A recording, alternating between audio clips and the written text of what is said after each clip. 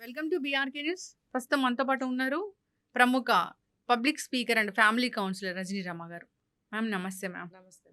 Ma'am జనరల్గానే అంటే కొన్ని issues గురించి డిస్కస్ చేయాలంటే ఎందుకో మనసు బాధాకరంగా అనిపిస్తుంది. అంటే అసలు పలకలేము అవి. గచ్చిబౌలిలో జరిగిన ఇన్సిడెంట్ అందరినీ కంటతడి పెట్టిస్తూ ఉంది. అంటే గర్భిణిని, భార్యని అట్లా రోడ్డు మీద కొట్టడము, ఆమె కోమాలోకి వెళ్ళిపోవడం కూడా జరిగింది. ఎందుకు మ్యామ్ అలా చేస్తారు? కోపం కంట్రోల్ చేసుకోలేకపోతున్నారు. మానవత్వం నశించిపోతోంది. హ్మ్. ఇప్పుడు ఇలాంటి సంఘటనలు జరిగినప్పుడు లోకంలో ఎక్కడా కూడా మానవత్వం లేదు హ్మ్. అనిపిస్తుంది కదా. మళ్ళీ ఒకసారి అనుకుంటాము ఎక్కడో మంచితనం మానవత్వం ఉండబట్టే ఈ మాత్రం నడుస్తుంది అని కూడా అనుకుంటాము. హ్మ్. కానీ ఇప్పుడు ఇలాంటివి జరిగినప్పుడు అనుకోవాల్సి వస్తుంది ఎక్కడ మంచితనం లేదు, మానవత్వం లేదు, ప్రేమ లేదు, క్షమ లేదు హ్మ్. అని అనుకోవాల్సి వస్తుంది.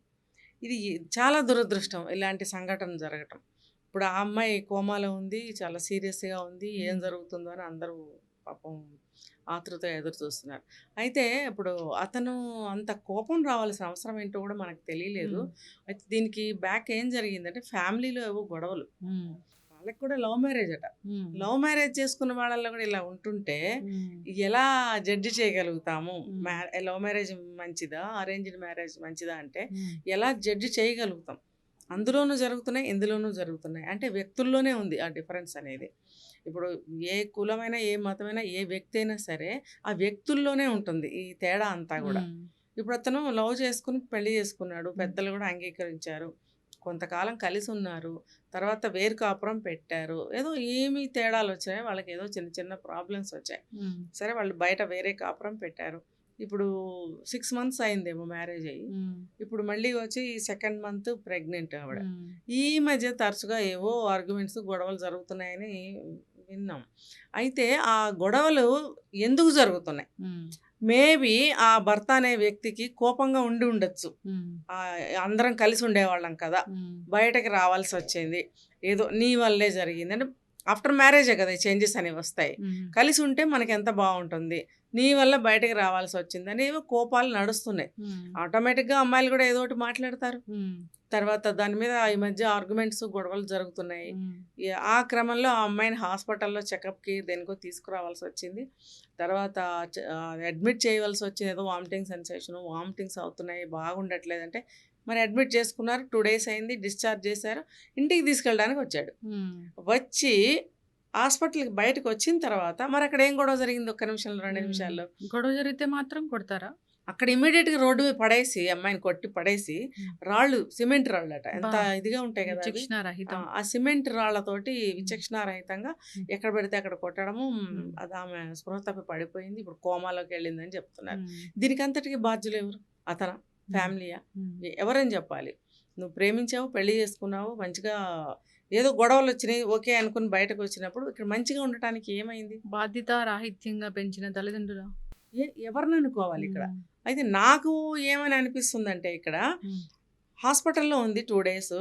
ఇంట్లో అడుగుతారు. హ్మ్. "ఏంటి బాబు ఏమైందనంటే" ఏదో చెప్తాడు. అందరం కలిసి ఇక్కడుంటే ఈ హ్మ్. స్థితి వచ్చేది కాదు గదా! అని హ్మ్. కొంతమంది గట్టిగా మాట్లాడతారు హ్మ్. ఇంట్లో. అది వీళ్ళకి కూడా కరెక్టే అనిపిస్తుంది. హ్మ్. తలకెక్కించుకుంటారు. కోపాలు, కోపం వచ్చేస్తుంది ఇమ్మీడియేట్‌గా. హ్మ్. నిజమే గదా! మా ఇంట్లో పెద్దవాళ్ళు చెప్పిన మాట కరెక్టే కదా! వాళ్ళ మాట విని వాళ్ళ దగ్గరే ఉంటే మాకు ఈ హ్మ్. కష్టాలొచ్చేవి కావు గదా! ఈ హాస్పిటల్స్‌లో ఉండాల్సిన పని లేదు కదా! మళ్ళీ కొంచెం ఖర్చవుతుంది దానికి తోడు. హ్మ్. మళ్ళీ తిరగాలి పేషెంట్ హాస్పిటల్‌లో ఉంటే. ఏవో చిరాకులొచ్చి ఉంటాయి. హ్మ్. ఆ చిరాకులో మాట మాట పెరిగేటప్పటికి ఇంకేముంది హ్మ్. కంట్రోల్, ఔట్ ఆఫ్ కంట్రోల్ అంతే. ఇంకా ఔట్ ఆఫ్ కంట్రోల్ అయినప్పుడు ఆ కోపమే వస్తుందా? ఉన్మాదిలాగా మారిపోతారా? సైకోలాగా మారిపోతారా? హ్మ్. అసలు కక్ష, కావేశం, పగ అసలు అన్నీ వచ్చేస్తాయన్నమాట. హ్మ్. ఆ ఒక్క నిమిషంలో ఇన్నిటికి గురైపోతారు.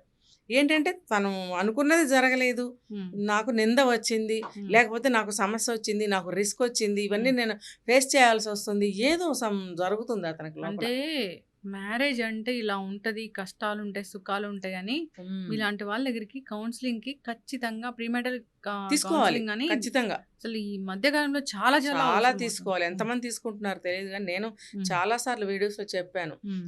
మ్యారేజ్‌కి బిఫోర్ కౌన్సెలింగ్ తీసుకోండి. హ్మ్. పెళ్ళికి తర్వాత ఎలా ఉంటుంది? ఎలా హ్మ్. ఉండాలి? హ్మ్. ఎలా ఎదుర్కోవాలి హ్మ్. సమస్యలొస్తే? ఎలా మనం సంయమనం పాటించుకోవాలి, ఎలా క్రాస్ అవ్వాలి అనేది తెలుసుకోవాలి. హ్మ్. మీరు కౌన్సిలింగ్ తీసుకోవటం చాలా అవసరం ఈ హ్మ్. రోజుల్లో పిల్లలకి. హ్మ్. అబ్బాయిలకైనా సరే అని చాలా సార్లు చెప్తూనే ఉన్నాం. హ్మ్. కానీ వీళ్ళేంటంటే పెళ్లి అవ్వంగానే హ్మ్. ఎవ్వరు ఉండకూడదు వీళ్ళకి. హ్మ్. ఒక్క భార్యాభర్తలే ఉండాలి. హ్మ్. అది సాధ్యం కాదు గదా! సరే సాధ్యమైనా సరే అబ్బాయి మనసులో ఒక యుద్ధం జరుగుతూనే ఉంటుంది ఎప్పుడూ హ్మ్. కూడా. హ్మ్. ఏంటంటే "నువ్వు అమ్మాయిని ప్రేమించి పెళ్లి చేసుకున్నావు హ్మ్. కదరా! హ్మ్. నువ్వు మరి అమ్మాయికి మంచి మాటలు చెప్పి చక్కగా మన ఇంట్లో కలుపుకోవాలి కదా! మన ఇంట్లో కలపాలి కదా! మన ఇంటి విషయాలన్నీ నువ్వు నేర్పాలి కదా!" అని నిందలన్నీ వస్తాయి అబ్బాయికి. హ్మ్. అవన్నీ ఫేస్ చేయలేకపోతారు. అవును. ఫేస్ చేయలేక అటు విని వాళ్ళకి జవాబు చెప్పలేరు. అవి తీసుకొచ్చి అయినా ఇక్కడ పెళ్లి వీళ్ళకి చేసుకునే చెప్పలేరు. ముందంతా కామ్‌గా ఉండి పెళ్ళయ్యాక వాళ్ళొద్దు, వీళ్ళొద్దు అనడం కూడా కరెక్ట్ కాదది. కరెక్ట్ కాదు కదా! అది కూడా ఆ! బిఫోర్ మ్యారేజ్ భార్యాభర్తలు మాట్లాడుకోవాలి. హ్మ్. పెళ్లి కాకముందు. ఆబ్వియస్‌లీ. ఇలా మాకు ఫ్యామిలీ హ్మ్. ఇంపార్టెంట్. నాకు ఫ్యామిలీతో కలిసి ఉండాలి. నీకు అది ఇష్టమేనా? హ్మ్. ఎంత లవ్ చేసుకున్నా సరే ఫ్యామిలీ అనేది ఒకటి ఉంటుంది హ్మ్. కాబట్టి నీకు ఇష్టమేనా అని అడగాలి. మ్యామ్ లవ్ చేసుకునేటప్పుడు మరి ఇయర్స్ లవ్ చేసుకున్నప్పుడు అతని క్యారెక్టర్ ఏంటో కూడా తెలుస్తదిగా?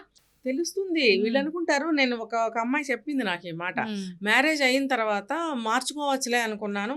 కానీ హ్మ్. ఇంత జరుగుతుందని నేను అనుకోలేదు అన్నది ఒక సమస్య వచ్చినప్పుడు. ఓహ్! హ్మ్. ఎందుకు ఆలోచించరు మీరు? అవును. అతనికి ఒక ఫ్యామిలీ ఉంటుంది. తల్లి, హ్మ్. తండ్రి నీకెంత వాళ్ళకి అంతే కదా! హ్మ్.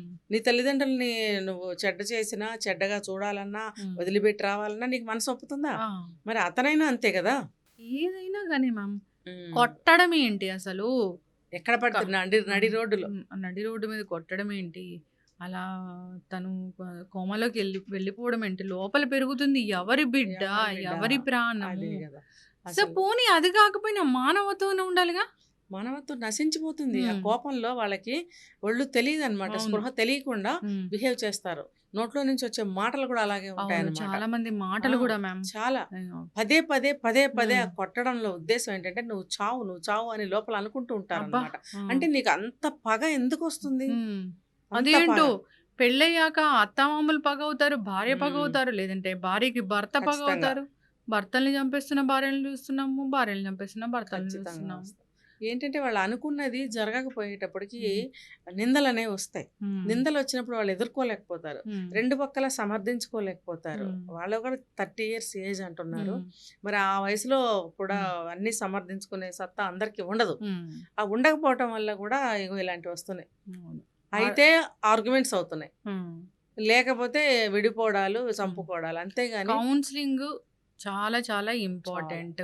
పెళ్లి ఇలా ఉంటది. పెళ్లి హ్మ్. తర్వాత అత్తమామలు ఉంటారు. వాళ్ళతోని మనం ఇలా ఉండాలి. భార్యతోని నువ్విలా ఉండాలి. భర్తతోని నువ్విలా ఉండాలి. ఇలాంటి కష్టాలొస్తాయి. ఇలా ఫేస్ చేసుకోవాలని ఖచ్చితమైన ఒక పిక్చర్ అనేది వాళ్ళకుండాలి. ఉండాలి. అట్లా లేనప్పుడు పేరెంట్స్ కూడా చెప్పాలండి. హ్మ్.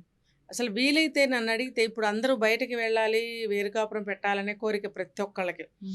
అలాంటప్పుడు పేరెంట్స్ కూడా ఏం చేయాలంటే మీరు సెపరేట్‌గానే ఉండండి అని ముందు నుంచే చెప్పడం కూడా ఒక ప్రికాషన్ అనిపిస్తుంది ఈ హ్మ్. రోజుల్లో. ఎందుకు మ్యామ్ సెపరేట్‌గా ఉండడం? ఇప్పుడు వాళ్ళెటు వచ్చిన తర్వాత వెళ్ళిపోవాలంటున్నారు కాబట్టి హ్మ్. ఒక ఒక అడ్వైస్ అనమాట. హ్మ్. ఇప్పుడు ఇంట్లో ఉండి శత్రువులైపోతున్నారు. హ్మ్. ఇప్పుడు చాలామంది బయటే ఉంచుతున్నారు పిల్లల్ని గూడా. ఇప్పుడు ఎందుకనంటే ఇదే రీజన్ చెప్తున్నారు. ఇప్పుడు పిల్లలు సరిగా పెరగట్లేదు. పుట్టిన పిల్లలు హ్మ్. ఆటిజం వస్తుంది. వస్తుంది. వాళ్ళకి సరైన న్యూట్రిషన్ ఫుడ్ అందట్లేదు. మాటలు త్వరగా రావట్లేదు. ఇవన్నీ ఎందుకు చూస్తున్నామంటే గ్రాండ్ పేరెంట్స్ ఎవరు లేకపోవడం ఎవ్వరు వల్ల. లేరు వాళ్ళే. మరి వాళ్ళకి ఆ లోటు పర్వాలేదు. హ్మ్. కానీ కలిసి ఉండొద్దు. ఆ! ఇంకా వీలైతే వాళ్ళ మొఖం చూడొద్దు. వాళ్ళ ఇంటికి వెళ్ళొద్దు. వాళ్ళు చచ్చిపోవాలి. ఓహ్! తల్లిదండ్రులు చచ్చిపోవాలి అబ్బాయికి. హ్మ్.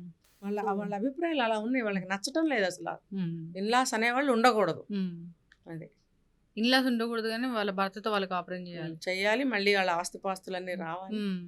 మళ్ళీ అన్నదమ్ముల వాటాలుంటే గనక మన వాటా తక్కువొచ్చింది. వాళ్ళకి హ్మ్. ఎక్కువెళ్ళింది. అందులో నీకేం హక్కుందసలు? అసలు నీకే ఆస్తి హక్కుంది? గొడవలు. అవును. అన్నీ జరుగుతున్నాయి. అన్నీ జరుగుతున్నాయి. ఒక అమ్మాయి ఇలాగే మ్యారేజ్ ఫిక్స్ అయింది. హ్మ్. మ్యారేజ్ ఫిక్స్ అయితే వాళ్ళు వీళ్ళు మాట్లాడుకున్నారంట. ఇచ్చిపుచ్చుకోవడాలన్నీ కూడాను. మాట్లాడుకున్నప్పుడు వీళ్ళు అన్నీ గూడా సరే, సరే, సరే అన్నారు. సరే మేము అన్నీ మీకు సరే అన్నాం గదా! మాకు కూడా ఒకటి కావాలి అని అడిగారట. హ్మ్. ఏంటి అనంటే మాకు ఇలా పెళ్ళయిన తర్వాత మీ తల్లిదండ్రులు గాని, తోడబుట్టినోళ్ళు గాని, చుట్టాలు గాని ఎవరు మన ఇంటికి రావటానికి లేదు. నువ్వు గూడా వెళ్ళటానికి లేదు. హ్మ్. అంటే ఇంక వాళ్ళని మర్చిపోవాలి. ఓహ్! మనిద్దరం మాత్రమే ఉండాలి. ఓహ్! అని అన్నప్పుడు అందరూ బాగా ఆశ్చర్యపోయి హ్మ్. ఇదేంటని చెప్పి కౌన్సిలింగ్‌కి తీసుకెళ్లారు. హ్మ్. కౌన్సిలింగ్‌కి తీసుకెళ్ళినప్పుడు అడిగితే ఇదే సమాధానం. అవునండి మరి మమ్మల్ని ఇన్ని అడిగారు, ఇన్నిచ్చాం. హ్మ్. మేము ఒక్కటే కదా అడిగింది. ఒకటి నువ్వేం అడిగావో తెలుసా అమ్మా అని అడగటం హ్మ్. జరిగిందనమాట. అంటే మరి మాకు చాలా కష్టం కదండీ! హ్మ్. వాళ్ళు ఇప్పుడు ఇన్ని కోరికలు కోరిన వాళ్ళు రేపొద్దున మమ్మల్ని ఇంకా ఏమేమంటారో. అవును.